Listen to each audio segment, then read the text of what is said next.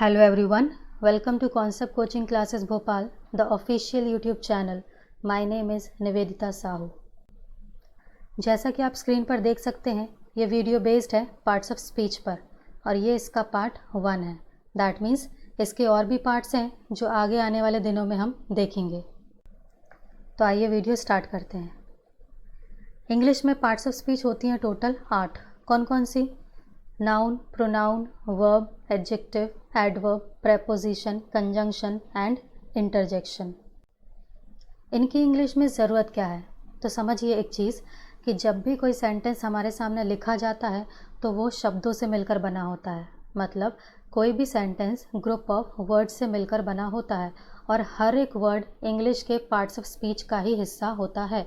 मतलब हर शब्द इन्हीं 8 में से किसी न किसी एक का हिस्सा होगा, जिनको हम एक एक करके डिस्कस करेंगे।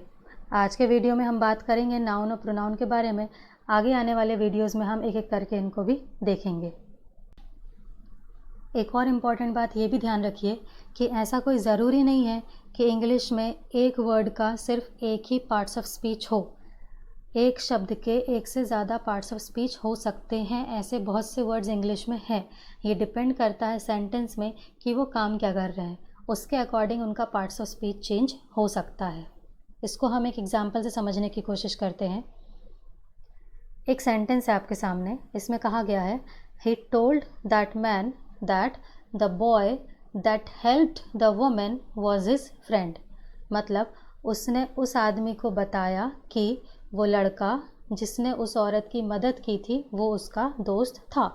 तो देखा जाए तो सेंटेंस हमें समझ में आ गया, लेकिन इस सेंटेंस में ध्यान से देखिए तो 3 बार दैट का यूज़ हुआ है। एक यहाँ पर, दूसरा यहाँ पर और तीसरा यहाँ पर। अब ये एक ही दैट 3 जगह लिखा है तो क्या तीनों जगह सेम पार्ट्स ऑफ स्पीच होगा? तो कोई ज़रूरी नहीं है। ये सेंटेंस के अकॉर्डिंग हम डिसाइड करते हैं कि वो कौन सा पार्ट्स ऑफ स्पीच है। तो आइए इसको ब्रेक करने की कोशिश करते हैं।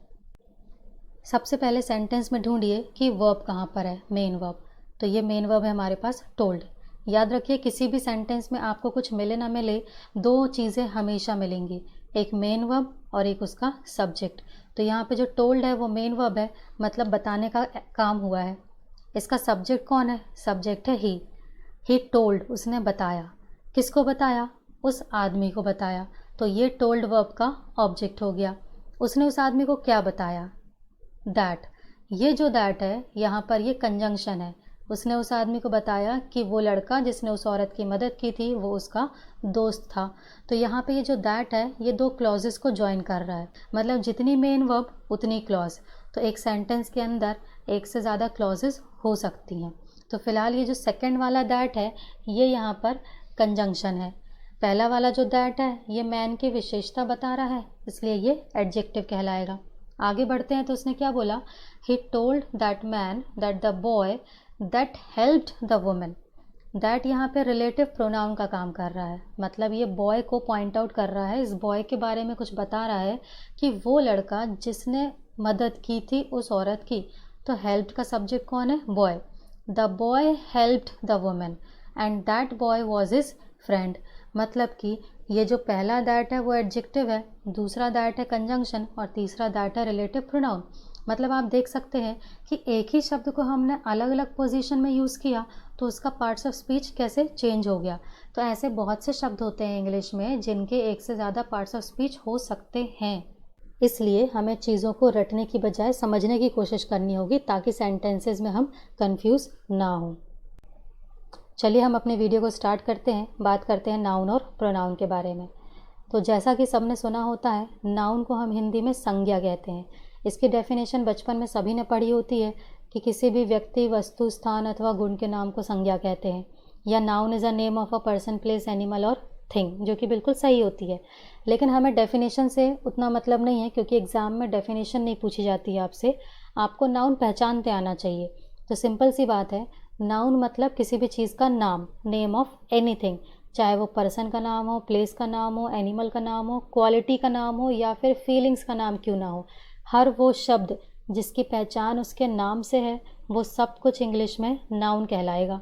मतलब किसी भी एंटिटी की आइडेंटिटी उसके नाम से होती है और वो नाम कहीं ना कहीं नाउन कहलाता है। जैसे कि Ram, boy, Bhopal, gold, silver, even ये ऑनेस्टी, ब्रेवरी भी नाउन की कैटेगरी में आता है। ये एब्स्ट्रैक्ट नाउन है। हालांकि टाइप्स ऑफ नाउन हम आने वाले वीडियोस में पढ़ेंगे, बट फिलहाल ये समझ लीजिए कि किसी भी चीज़ का नाम है अगर, तो वो अपने आप में नाउन होता है। आगे बात करते हैं प्रोनाउन के बारे में।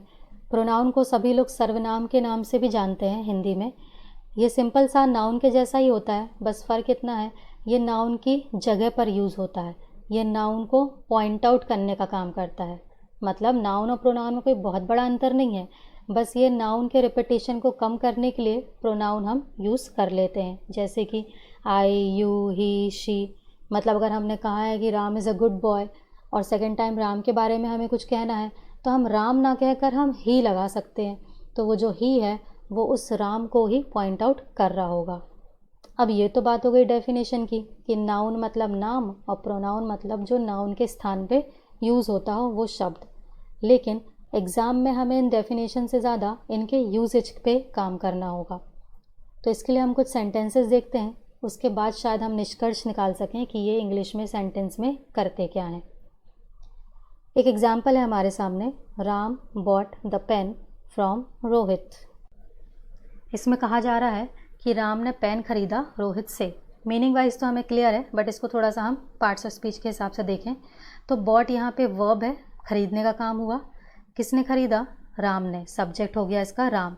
कभी भी कौन या हु का रिप्लाई सब्जेक्ट होता है कि हु बॉट, किसने खरीदा? राम ने। राम ने क्या खरीदा? तो ये जो व्हाट या हुम का रिप्लाई होता है वो ऑब्जेक्ट कहलाता है। फ्रॉम प्रेपोजिशन होता है और प्रेपोजिशन के बाद एक ऑब्जेक्ट आता है, तो रोहित इस प्रेपोजिशन फ्रॉम का ऑब्जेक्ट हो गया। एक और एग्जाम्पल देखते हैं, he bought it from him. अब सेम एग्जाम्पल को हमने थोड़ा सा चेंज किया है। यहाँ पे बॉट वर्ब है, इसका सब्जेक्ट हो गया ही। ही बॉट वॉट, उसने क्या खरीदा? तो ही बॉट इट, कोई एक चीज़ होगी जिसके बारे में ये बात कर रहा है। अगेन फ्रॉम प्रेपोजिशन है और हिम इस प्रेपोजिशन का ऑब्जेक्ट हो गया। इन दोनों एग्जाम्पल में अगर आप ध्यान से देखो तो सब्जेक्ट की जगह पर हमें कौन दिखा? नाउन और प्रोनाउन। ऑब्जेक्ट की जगह पर कौन दिखा? नाउन और प्रोनाउन। प्रेपोजिशन के ऑब्जेक्ट की जगह पर भी कौन मिला? या तो नाउन या तो प्रोनाउन। तो इन एग्जाम्पल से हम इतना तो समझ गए कि इंग्लिश में सब्जेक्ट और ऑब्जेक्ट की जगह पर हमें कौन दिख सकता है? नाउन या प्रोनाउन दिख सकता है। इसको थोड़ा सा और समझते हैं, एक दो एग्जाम्पल और देखते हैं। Ram writes a letter. Ram लिखता है, क्या लिखता है? पत्र। तो लिखने का काम हुआ, ये हो गया मेन वर्ब। इसका सब्जेक्ट कौन है? तो राम, जिसने एक्शन किया। Ram rights what? तो राम राइट्स अ लेटर, ये हो गया इसका ऑब्जेक्ट। अब इसी सेंटेंस को अगर हम पैसिव वॉइस में लिखते हैं तो कुछ इस तरीके से लिखा जाएगा, a letter is written by Ram. यहाँ पे इज़ रिटन वर्ब है, जिसमें से इज़ हेल्पिंग वर्ब है और रिटन मेन वर्ब है। यहाँ पे लेटर सब्जेक्ट है, बट रिमेंबर इस बार लेटर कुछ लिख नहीं रहा है, लेटर को लिखा गया है। ऐसा इसलिए क्योंकि पैसिव वॉइस में जो सब्जेक्ट होता है वो डूअर नहीं होता है, वो रिसीवर होता है। तो पिछले एग्जाम्पल में राम ने एक्शन किया था, इस सेंटेंस में एक्शन हुआ तो है बट लेटर ने नहीं किया है, राम ने किया है, राम के द्वारा हुआ है। तो ये जो बाय है ये प्रेपोजिशन है और राम इस प्रेपोजिशन बाय का ऑब्जेक्ट है। ध्यान रखिए, राम इस प्रेपोजिशन बाय का ऑब्जेक्ट है, ना कि रिटन का। पिछले एग्जाम्पल में राइट्स का ऑब्जेक्ट था लेटर और सब्जेक्ट था राम, लेकिन इस एग्जाम्पल में रिटन का सब्जेक्ट तो लेटर ही है लेकिन राम ऑब्जेक्ट नहीं है, प्रेपोजिशन का ऑब्जेक्ट है।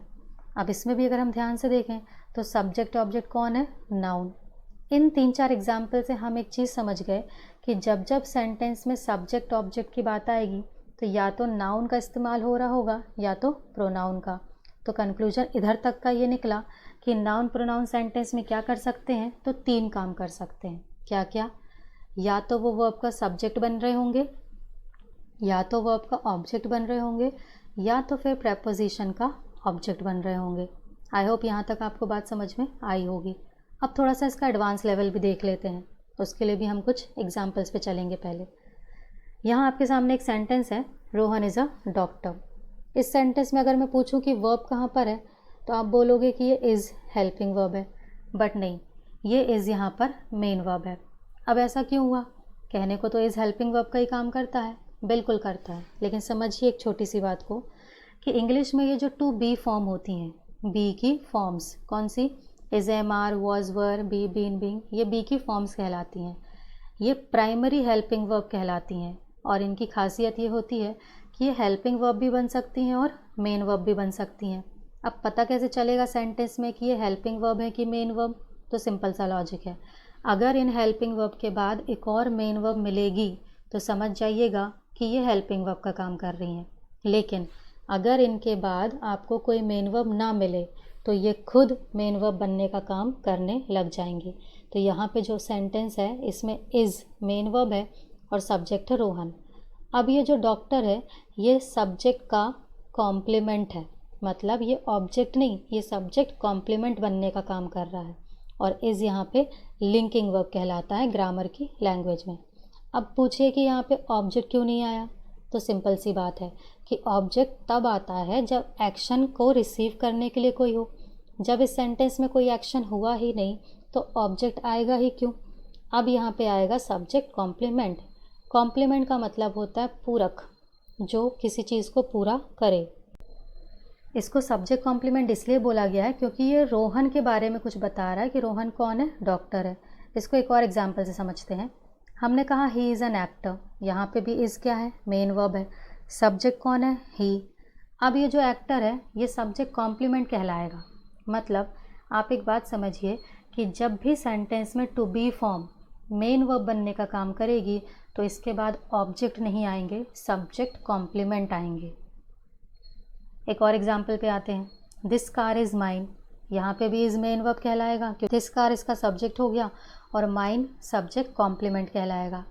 वैसे ही अगर हमने कहा इट वॉज हिम तो वॉज यहाँ पे मेन वर्ब कहलाएगा क्योंकि आगे कोई मेन वर्ब है नहीं, इट सब्जेक्ट होगा और हिम सब्जेक्ट कॉम्प्लीमेंट होगा।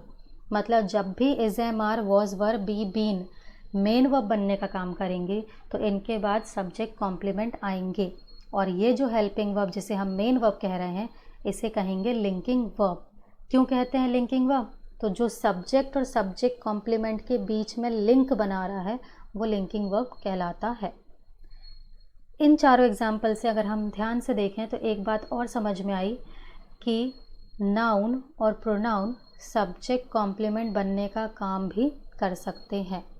अब जब बात सब्जेक्ट कॉम्प्लीमेंट की चल ही रही है तो इसमें मैं एक और बात ऐड ऑन करना चाहती हूँ। एक सेंटेंस है रिया इज़ ब्यूटीफुल और एक और सेंटेंस है हमारे पास प्रणव इज़ ब्रेव। दोनों सेंटेंस में इज़ जो है वो मेन वर्ब ही होगा क्योंकि इसके आगे तो कोई मेन वर्ब लगी नहीं है, मतलब ये मेन वर्ब है। इनके सब्जेक्ट हो गए रिया एंड प्रणव। अब ये जो ब्यूटीफुल और ब्रेव है ये सब्जेक्ट कॉम्प्लीमेंट कहलाएगा क्योंकि ऑब्वियस सी बात है अभी भी कोई एक्शन हुआ नहीं तो मेन वर्ब के बाद यहाँ पे सब्जेक्ट कॉम्प्लीमेंट आएगा, ऑब्जेक्ट तो नहीं आ सकता। लेकिन अब ये जो ब्यूटीफुल और ब्रेव है ये ना तो कोई नाउन है ना तो कोई प्रोनाउन है, मतलब ना तो ये किसी का नाम है और ना तो ये नाउन की जगह पे यूज़ होने वाला कोई शब्द है। तो फिर ये है क्या? तो ये इंग्लिश में कहलाते हैं एडजेक्टिव। ये विशेषता बता रहे हैं रिया और प्रणव की। मतलब रिया कैसी है? ब्यूटीफुल है। प्रणव कैसा है? ब्रेव है। तो ये एडजेक्टिव है। दैट मीन्स इन तीनों एग्जाम्पल से हम ये कंक्लूजन निकाल सकते हैं कि सब्जेक्ट कॉम्प्लीमेंट बनने का काम नाउन, प्रोनाउन और एडजेक्टिव का हो सकता है। तो ओवरऑल जितना भी डिस्कशन अभी तक हमने किया है उन सारी चीज़ों से ये चीज़ निकल के आई कि नाउन, प्रोनाउन एक सेंटेंस में क्या क्या कर सकते हैं। तो वो या तो वर्ब का सब्जेक्ट बन सकते हैं या तो वर्ब का ऑब्जेक्ट बन सकते हैं, प्रेपोजिशन का ऑब्जेक्ट बन सकते हैं या फिर सब्जेक्ट कॉम्प्लीमेंट बन सकते हैं। वैसे ये एक और काम भी करते हैं इंग्लिश में, ऑब्जेक्ट कॉम्प्लीमेंट बनने का भी, लेकिन वो आगे आने वाले वीडियोस में हम डिस्कस करेंगे। इस वीडियो में सिर्फ इतना ही। अगर आपको वीडियो पसंद आया हो तो प्लीज़ लाइक करिए, leave a comment, share it with your friends, subscribe to our channel and press the bell icon to get the notification also. That's all for this video. Thank you so much.